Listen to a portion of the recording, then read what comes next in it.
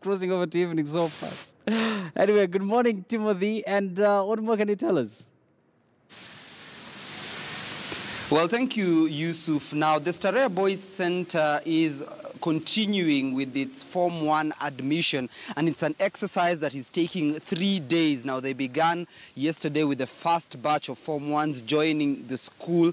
Today, there is another group of students who are actually, the process is currently ongoing at this particular venue, and then they will conclude the exercise tomorrow with the final batch of students who are joining Form 1 this particular year. Remember, Starehe Boys Centre is one of the most prestigious schools in the country and the entire region, and we've been speaking to the school administration who tell us about 290 Form 1 students are going to be admitted at this particular institution over 3 days, which began yesterday. But to just expound more, I'm now joined by the director for the center, Mr. Charles Masheti. Thank you so much for speaking to KTN News. Talk to us about how the process is going on so far. Thank you very much. We are very happy. We are now in the final stage of admitting the Form 1 students.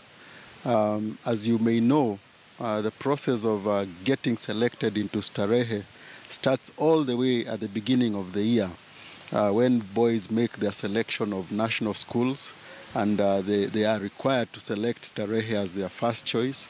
And then there is an application form that is unique to Starehe that they need to complete and return to us before end of July. Then when the results come, we then take a very rigorous exercise that is managed by the managing committee of the school, where we do the selection, getting boys from all the counties, because Starehe represents the face of Kenya. Of importance is that 70% of the boys we admit come from very humble backgrounds, and most of these boys are very clever, they are bright, they would gain access into any good school in the country, but they would never afford. And so Starehe steps in to take these boys in. Right. Now, this particular admission comes at a time where there are very many radical changes within the education sector. There is the free secondary school education. The government wants 100% transition from primary to secondary school. Talk to us about specifically the transition from primary to secondary school. The government has given out 29 billion in that regard and has increased the capitation per student from 12,000 to 22,000 shillings. As a school, can you confirm whether you've received these funds? Those getting admitted to this particular school, are they paying any form of fee? As I said, we have always worked with the government. The funds will be coming, I'm sure, in the course of the year. One thing I've seen is that the textbooks for Form 1s that the government promised have already arrived. We have them in place.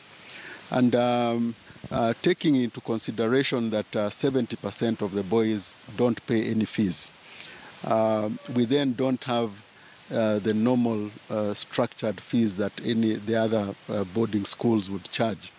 And so the few who pay fees are again assessed, and they pay fees according to their means. So we don't have a standard fee that we charge the boys, but the parents pay according to their means. Right. That's the approach that we take. All right. The Education Cabinet Secretary, Dr. Fred Matiang'i, had listed your school, Starehe Boys Centre, as one of the 19 schools that are supposed to open day wing for those coming into Form 1. And it's on record that your school had initially been hesitant towards opening the day wing of the school. Why was this? Has your mindset changed, or you're still just admitting boarding students? I think of importance is that Starehe has always supported the government, and even now we are supporting the government in their bid to get more students into Form 1, the transition. Now, if you know the model that Starehe runs with, Starehe follows the character formation model, where we emphasize on building the character of the boys in such a way that they are able to exemplify excellence they get self-discipline, they get the value of service, and they are able to then, there are many offshoots that come out of this character that we form, excellent academic results being one of them. Now, for us to be able to deliver this unique model, we need to take charge of the circumstances that these boys go through. Now, looking back, I am an alumni of this school, and years back, Starehe used to run both a day school and a boarding school. And so this time round, the only change is that for us to be able to manage the character formation model that Starehe drives, we need to be able to take charge of the circumstances of these boys.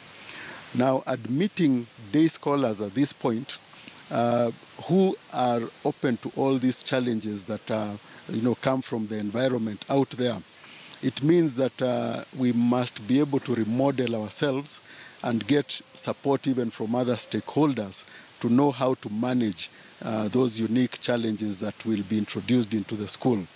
Because day scholars will not be with us 24 hours, and so we will not be in full control of all that they encounter out there.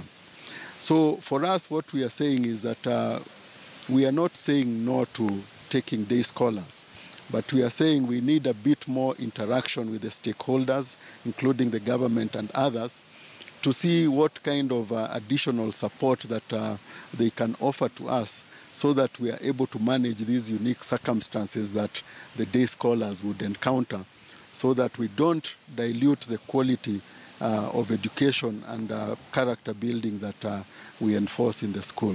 What about those who apply to be day scholars within the school? Does that mean you turn them away?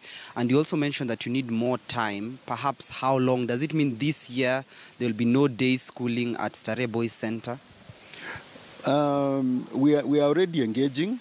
The only thing is that we can't tell how quickly we will be able to undertake that. But even being a full-day boarding school, we occasionally have requests from some parents who, for certain reasons, want their boys to be out of school, operate from home. But those cases are rare. And we are able to then, if it is 1 or 2 boys, it's easy to manage. But this is a situation where we are looking at about 100 or more. So we need to really be careful about how we will manage this process to make sure that even the boys who come from outside get the same value and advantage as those who are inside. All right.